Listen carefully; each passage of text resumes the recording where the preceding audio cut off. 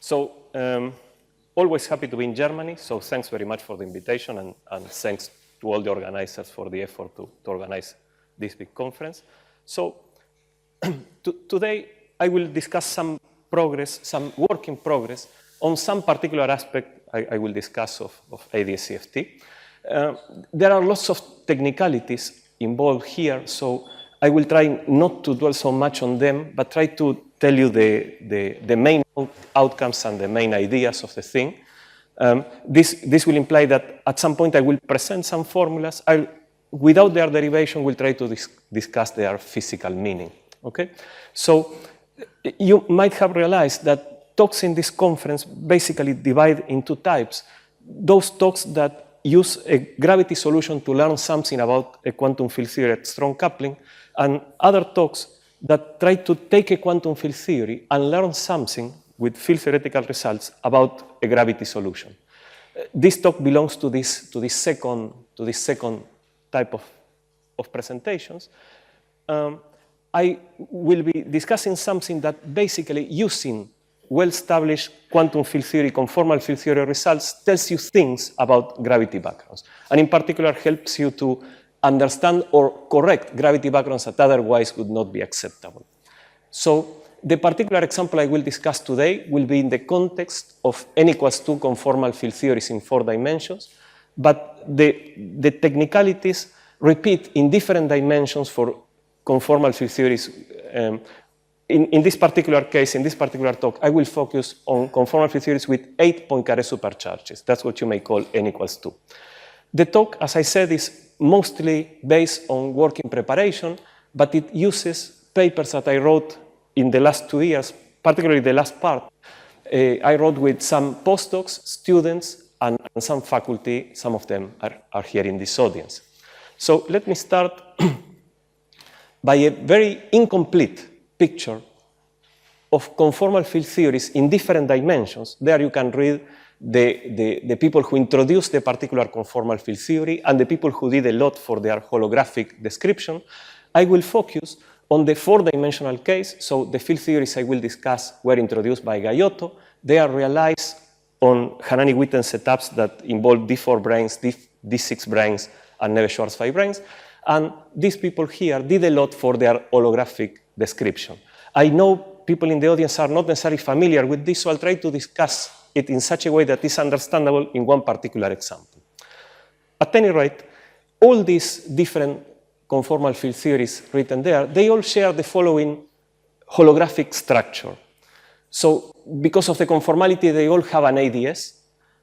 Because of the number of supersymmetries, they all need a two-sphere to realize some SU2R symmetry. Then there is some other internal part of the space, and then there are 2 special coordinates that in the rest of this talk will be labeled as eta and sigma, and there are work factors, right? Those F1, F2, F4.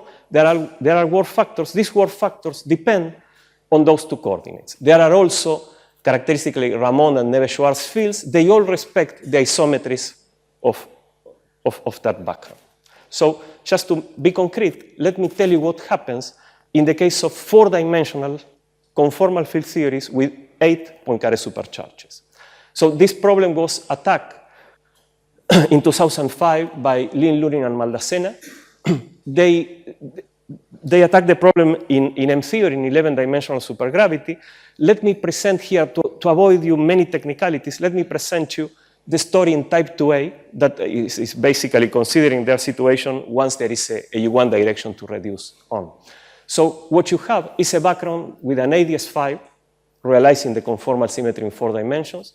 There is a two-sphere realizing the SU2R symmetry, and there is a circle direction realizing the U1R symmetry. SU2 cross U1 is the R symmetry of n=2 conformal theories in 4 dimensions. There is also a Neve-Schwarz B field that respects those isometries. There is a Ramon 1 form and a Ramon 3 form, and there is a dilaton. And they all have, as you can see, functions F1 to F8. And these functions do depend on these 2 coordinates, sigma and eta. Okay? So in principle, any conformal field theory in 4 dimensions with n=2 supersymmetry should have a dual that should look like that. Okay?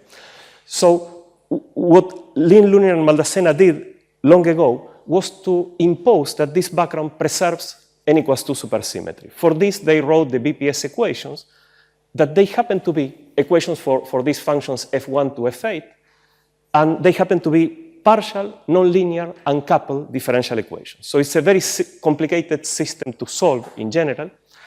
The thing is that they were smart enough to be able to write all those functions, all of them, in terms of a given function that from now on I will call potential, is a function of two variables, sigma and eta, and its derivatives. So all of these f1 to f8 have expressions in terms of this potential function and its derivatives. The expressions, they are nothing nice, so they are nonlinear, etc. But the interesting thing is that once you do this, you are able to basically boil all that very complicated BPS system of partial, nonlinear, and coupled differential equations into just one linear partial differential equation that I will refer from now on as a Laplace-like equation. It's not exactly a Laplace equation, but the solutions look like a Laplace equation. Okay? So it's this partial differential equation here. So the idea is that if you solve this and then you use the expressions of these functions in terms of this, then you will have a background dual to some n equals 2 conformal field theory in 4 dimensions. This Laplace-like equation must be supplemented by boundary conditions. The boundary conditions are that this function, when this coordinate sigma goes to infinity, has to vanish, and this particular combination of the derivative of this function at sigma equals 0 is a function of the other coordinate, eta. I will refer to it as lambda from the rest of this talk, must satisfy that in the two ends of this eta coordinate, 0 and what I will call from now on n5, has to vanish. Okay? So this is a well-defined problem in partial differential equations. Oops. So just to give you a very quick view on how this encodes the quantum field theory, let me tell you something else about this function lambda. This function lambda, okay, in principle, you choose it, you solve this partial differential equation with that boundary condition, you go back there, and you have a solution to the equations of motion, a supersymmetric solution to the equations of motion.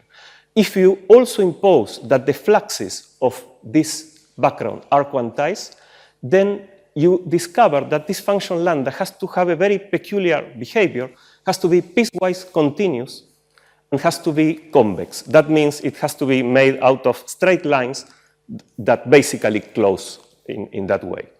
So imposing that, let me give you one particular example of a function lambda that satisfies that, and the point of this transparency is to give you a very quick view on how you read the quantum field theory given this gravity problem. So let me take a function lambda that is piecewise continuous and convex, so it's basically straight line from here to there and from there to there, so it's written there. And if you look at the values when this coordinate eta is 1, the value is n, when 2 is 2n, 3 is 3n, 4n, etc. From there, immediately you read what's the quiver of the field theory you're discussing. So in this particular case, it's going to be an n, 2n, 3n, 4n, and going on like this, up to some point where this lobe changes that tells you that you have to add a flavor group. Okay? So whenever there is a change in slope, you have to add a flavor group. And okay, this is a particular conformal quiver. For those of you who know these technicalities, it happens in this quantum field theory that the number of flavors is always twice the number of colors, and that's what makes the beta function vanish. Okay? So once you have the quiver, you can very quickly draw the Hanani-Witten setup. It will not be that important in the rest of this talk. So what's interesting is that given this description, there are many things you can calculate irrespective of whatever the function lambda is. This is just an example, but the results I will present do not depend on lambda, do not depend on the quantum field theory. So, so let me see if I'm going correct. Okay. So you can, for example, solve the partial differential equation in the very same way in which you are solving the problem of the string of a guitar or the particle in an infinite square well. And what you find is that the solution is written in terms of a Fourier Bessel series in that way, where the coefficients there are basically the Fourier transform of that function lambda. Okay?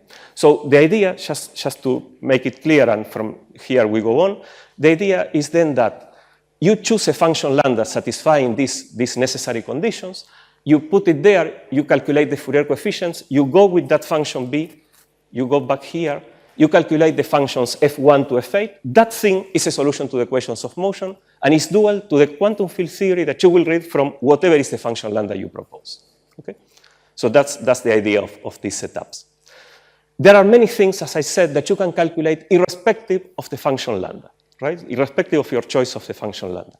For example, you can calculate the page charges, the conserved charges in this background, and you will find that the charge of Nunez-Schwarzschild brane is always the size of the interval in eta, that the charge of these 6 branes depends on the difference of slopes of this function lambda in the beginning and in the end. The charge of D4 branes is given by that. And again, these are results that are valid for whatever function lambda you decide, which means whatever quantum field theory you decide conformal. You can also calculate, this is not so important, so let me go quickly. You can also calculate things that in the mid-90s were quite interesting. They were called linking numbers. They basically, for those of you who are not familiar with the thing, they count what types of branes you have on the right and on the left of a given brane, and they have expressions in terms of this lambda and the fluxes of the background. So there is a nice story here. Perhaps more interesting for this audience is that you can calculate the central charge of the conformal theory. There is a well-defined procedure to calculate the central charge. Boils to calculating sort of a stringy internal volume of the spaces I was discussing. You do long calculations, and what you find is that the central charge is basically the power of this function lambda, or the sum of the harmonics of the function lambda, the infinite sum of the harmonics. This matches perfectly on the spot with the central charge that you would calculate using conformal field theory methods, basically these 2 expressions, when the number of nodes in this quiver, when this number n5 is large enough, and the number n6, just to be more clear, when the numbers n5 and n6, so the lengths of the quiver and the ranks of each node are large enough. Okay? But the main point is that this expression there calculates exactly the value of this in the large n5 and n6 limit. Okay? So very similarly, you can derive a formula for the entanglement entropy in a rectangular region, and you'll get something also related to that. and there are many other things you can do. So let me tell you one particular thing you can do. I'll go a bit briefly here. You can think about deforming that previous family of solutions, deforming them by a parameter, basically for those of you who are in touch with this type of technicalities, by doing a marginal deformation on the conformal field theory. So, and constructing a new background that describes a conformal field theory after this marginal deformation. So the technology to do this was developed long ago in a different context by Gauntlet, Lee, Mateos, and Waldram, and is basically bringing these type 2A solutions to M theory and performing there an SL3R transformation that will produce the analog of what's called the marginal deformation. Some people call it the beta deformation of these theories. The important thing is that there is a parameter that deforms the solution into something like this, and you can check that this solves the equations of motion for whatever this potential V is. So this is basically a solution generating technique. You can study various aspects of this conformal theory using these backgrounds, and you can show, and this I'm not showing the details, that this background calculates exactly what would be these n equals 2 field theories under a beta deformation. For those of you who are old enough, they were called finite theories in the 90s. Okay? So there is a nice story there. So let me occupy 5 more minutes of your time by discussing something that one can do and basically can be explained roughly in 5 minutes and can be maybe understood in 5 minutes, that is some aspects of the integrability of these conformal field theories. Okay? So So the point is, given any of these linear quivers with n equals 2 or n equals 1 supersymmetry, you may wonder, are these field theories integrable or not? Okay? By integrability here, I will refer only to what's called the Liouville integrability of the system of the sigma model of the string in this background. Okay? And it's going to be a classical integrability test, basically. So whenever you want to prove the integrability of a given quantum field theory in 1 + 1 dimensions, what you have to do is construct what's called a Lax pair. Okay? Constructing a Lax pair, if you're not familiar with these technicalities, we can discuss them later. Constructing a Lax pair is usually a very hard task. It's very difficult. You don't have any algorithmic way to construct them. It's very difficult. So either you come with a very good inspiration or basically you will not. You will not construct a Lax pair. So because of that, we didn't attempt to construct a Lax pair basically in the string sigma model in those backgrounds, but on the contrary, we tried to disprove integrability. Okay? So the way to disprove integrability basically uses the very simple idea that if you have, let me put it in, maybe a plot can make this clear. If you have a sigma model on a given background, you will have an ansatz for each of the coordinates in terms of the worldsheet coordinates, and this will lead you to complicated, very complicated partial differential equations. Okay? So you would like to study the integrability or not of these partial differential equations. In principle, this is as complicated as finding a Lax pair. But the idea of what we do here is just find a subsystem of this one that reduces to ordinary differential equations. Okay? Then the problem becomes a bit more tractable. And within those ordinary differential equations, find a particular island where you can show that is not Liouville integrable. Okay? There is a precise mathematical definition for Liouville integrability. We'll go into that. So the idea then is that if you find that little island where you have non-integrability, then the full system is non-integrable. Is that okay? Good. All right. So what you can do in this case is take these backgrounds. Again, we will be working with the bosonic part of the thing only. So you take the metric and the B field are the only two relevant fields in this case.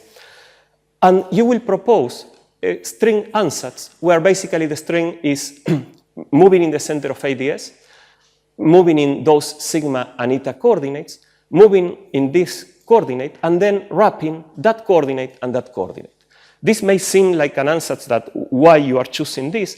There is actually a lot of logic to it. Actually, what's very important here is that the R symmetry, so basically that part and that part, is being probed by the string. Okay? So that's an extra information that we can discuss later why it's so needed. So the way you proceed is you take this ansatz and very carefully study the equations of motion of the string, that string in this background. You also study the Virasoro constraint. You look at all the equations. They end up being ordinary differential equations. And then you use some work by mathematicians who are worried at some point about the Liouville integrability of systems of ordinary differential equations. So they devise a procedure that, to explain very briefly given the time, goes in the following way. Find a very simple solution of that system, and on that very simple solution, take one of the coordinates of the system and make a little variation. This is going to be represented by this function Z here. Then study the equation for that little variation, for that fluctuation. Okay? That will lead you to a second order differential equations with variable coefficients. And there is a mathematician called Kovacic that in the 80s studied what are the conditions on these functions, B, calligraphic B and calligraphic A, for the system to be Liouville integrable, okay? Or to be not Liouville integrable. So the interesting bit here is that when you do this job in this particular example, what you find is that these functions, calligraphic A and calligraphic B, they are written basically in terms of the functions of the background, who are in turn written in terms of these potentials in general that I was discussing before. So what you find, and this is quite straightforward, I'm almost done. What you find is that these differential equations for any of these potentials I wrote before is not integrable, is not Liouville integrable. So basically what you are saying is that all these linear quivers, in all of them, you will not find integrability. But there is only one exception as far as we could see. There is one particular potential for which this thing basically accommodates, and that precise string soliton doesn't detect non-integrability, and that's for this potential. Let me write it here. So it's written there. When you look at the function lambda associated with it is straight line. Okay, so you say, okay, well, let's see what's in it. You calculate the associated background. You look at the background in the face. Okay, it has an ADS5, has the two sphere, the circle that shouldn't be otherwise. It's okay, but you look at it and you say, clearly it's singular. Okay, at sigma equals 1, it will have a problem. That's expressed either by that term or by the dilaton that should be here, right? So it's a problematic background. Even more, when you try to understand this background from the point of view of the dual quantum field theory, you encounter that it's a very shaky understanding. And by the way, let me mention, because it's important, this background was written in 2011 by Kostas Festos and Dan Thompson in a completely different context, basically by doing an operation called non-abelian t-duality on ADS5 cross S5. So I know that many of the people here are unaware of non-abelian t-duality. The rest of you are allergic to non-abelian t-duality, so it's very good. We don't need to know anything about non-abelian t-duality, except that it's an operation that you can do that generates solutions. Okay? By the way, Horacio Anastase is going to discuss some aspects. Let me bottom line the thing in a little drawing. let me actually say it like this. This non-abelian t-duality generates for you a background that when you study the quantum field theory dual to it is a quiver with SUN, SU2n, 3n, 4n, and going forever. Never stops, never ends. Okay? Never that curve is turning back. So as a quantum field theory, that's a very bad one. That is not a good four-dimensional quantum field theory. Certainly it's not a good four-dimensional conformal field theory for different reasons. What you can discover when you study these problems is that basically this function lambda for the case of the non-abelian t-dual can be thought and should be thought actually as a little piece of any other correct Gayotto-Maldacena background. Very similarly, you can find that any of the potentials I was writing before, once you make a certain scaling to a particular region of this coordinate sigma and eta equals 0, in that little bit, they reproduce that potential over there, right? So all I'm trying to say, and this is almost entering into the conclusions part of the talk, all I'm trying to say is that all these n equals 2 theories contain at their core one non-abelian t-dual. Okay? All these four-dimensional conformal field theories in 4 dimensions contain at their core this theory by Festos and Thompson. So the thing is that theory is a bad one, but then it should be completed by a good one. That is what the Gayotto-Maldacena problem is doing. And that particular bad one is the one that is integrable. By the way, a Lax pair can be written for that one. It was written by Borsato and Wolf in another paper. So let me try to bring some conclusions and try to extend these few things I said here to systems in different dimensions and with conformality. So the features I discuss here for 4-dimensional n equals 2 conformal theories, they are holographic expression in terms of a single function and its derivatives, writing observable quantities in terms of this particular single function, the linearity of the partial differential equations involved, etc. These features should repeat, and they do repeat in many examples in different dimensions that I was quoting before. Okay? It should also be the case that in all these examples, there is at their core a particular solution with special properties that is the analog of the non-abelian t-dual of Festos-Thompson, and it should be obtained by non-abelian t-duality on another more symmetric space. all these systems can be thought as setups of dp plus 2 and Neve-Schwarz branes. This I'm talking now in any dimensions. They will always have an ADS. They will always have a two-sphere that realizing the conformal symmetry and SU2 global symmetries. So it might be very useful, and I'm saying this because in this audience, there are some people who are very experienced in G structures and geometrical methods. It might be very useful to try to write all these solutions in all these different dimensions under the same notation instead of trying to go case by case. At the moment, people are trying to do this case by case. And this would bring many advantages, many that can be discussed. There may be also interesting relations with what are called integrable deformations of sigma models. So thanks very much. I stop here. Thank you.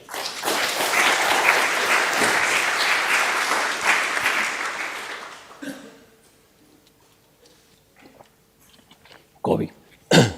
So Carlos, generically you had the case that A is not equal to C, which in holography will be described in higher curvature.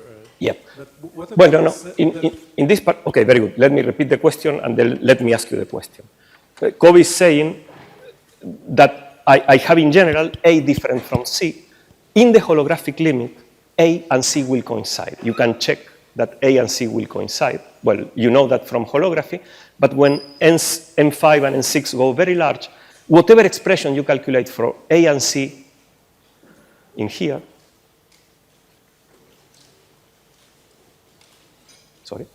there, they will coincide.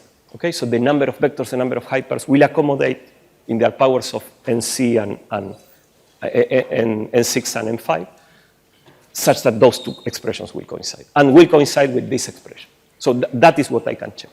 Good? That was your question. Okay. What happens in this special final solution that you had? Right. So in this case, because the quiver never ends, the central charge is infinite. So you should not accept that as a good four-dimensional conformal theory. That's why those theories, they need somewhat to be embedded somewhere healthy. Okay? That's what the singularity of the background is telling you. Elias.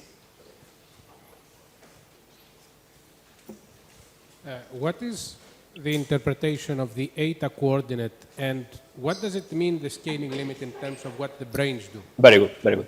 So what Elias is asking is, what's the interpretation of this? Are you referring to this particular scaling limit, right? So because we are all enough, we remember that sometime in the 2000s and even before in the 60s, people discussed Penrose limits. Okay? So Penrose limits are, for the young people in the audience, a way of doing some scaling on the coordinates and getting some solution. So this is not a Penrose limit in the way we learn, but there is some scaling here. It ticks all the boxes. There is some scaling that produces for you a solution if you go at the leading order. If you were to keep the next orders, you will have to keep the full solution. But there is a scaling of the system that produces that little patch that is in itself a solution. So you may wonder what's the nature of this eta coordinate. I think that was your question. The answer is, it's what in other contexts you call the field theory coordinate or the field theory space, right? It's the coordinate on which the quantum field theory is encoded, the quiver, the kinematics. Okay? Yes? Elias, yes? I have more questions. Okay, we can talk over lunch or in the castle. Alex. Sorry.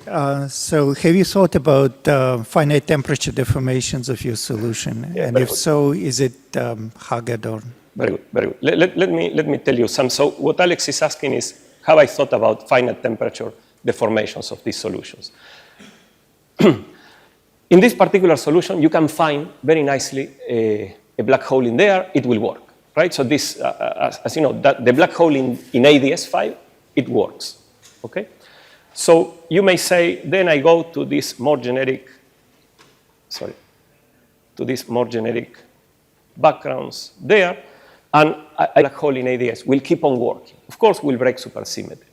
Now, you may say, what is that if you sort of dimensionally continue this analytically continue this, basically converting the ADS5 into a phi sphere. There is a precise way of doing it. It will produce for you solutions that are dual to what are called the plane wave matrix model, the BMN plane wave matrix model. Okay? So in those solutions, as far as I know, people don't know how to find black holes, and this is a simple way. And for one of them, the non-abelian t-dual, it does work. Okay? I don't know in all the cases. There's maybe some interesting thermodynamics to be studied. Good. Jerome. Is that non-abelian t-dual solution calculating something universal in this? I mean, I thought you were going to say something like that to Elias's question. That there'll be some limit where the integrable structure will be calculating some universal sector of all these CFTs. Do you have any ideas on that? Okay, so tell me if I'm answering your question. I think that in all these Gayotto-Maldacena solutions that will be characterized by a given lambda profile and then solving that differential equation, there is always one little corner where the function lambda will be linear, and linear like in the Festos-Thomson one.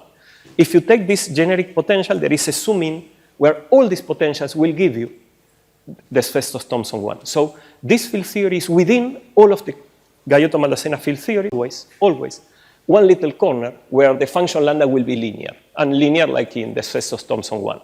If you take this generic potential, there is a zoom-in where all these potentials will give you the Festos-Thomson one. So this field theory is within all of the Gayotto-Maldacena field theory.